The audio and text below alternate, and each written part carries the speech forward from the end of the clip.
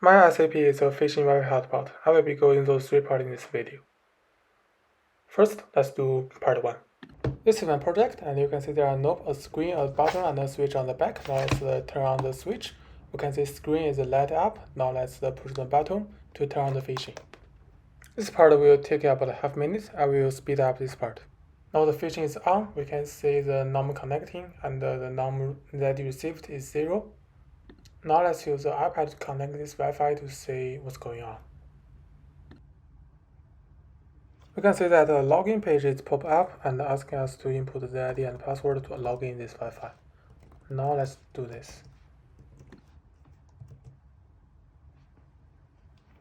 The num connecting and the num the ID received is changed to 1. Now let's try to use a USB drive to get the received the ID and the password. This option will write 2 files into USB drive and will inject the drive safely when complete. We can use clear acquired data option to clear all the collect the ID and password. As you can see, the number of the ID received is 0 now.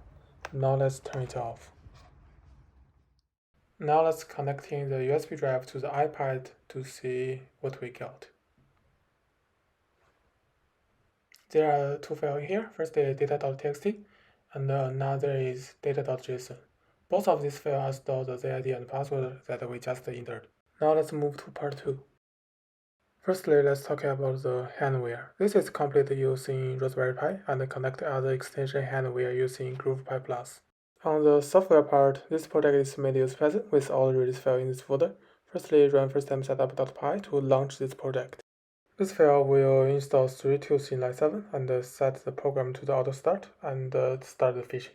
We need to modify some file to start the phishing. Firstly, we need to change the system's interface and the setting of host APD to convert the internet card status from the receiving to emitting signal. Now we use DNSMask to allocate IP for connected device and add the displayed line to the letapd.conf, which allows DNSMask to pop up the login page.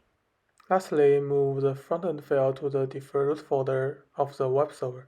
All setting to open phishing is now complete.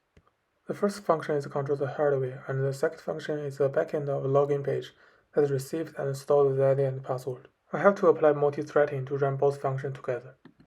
Now let's move to part 3. I have never learned any knowledge about Raspberry Pi and phishing Wi-Fi before. Pretty much all the skills used in this project are new to me.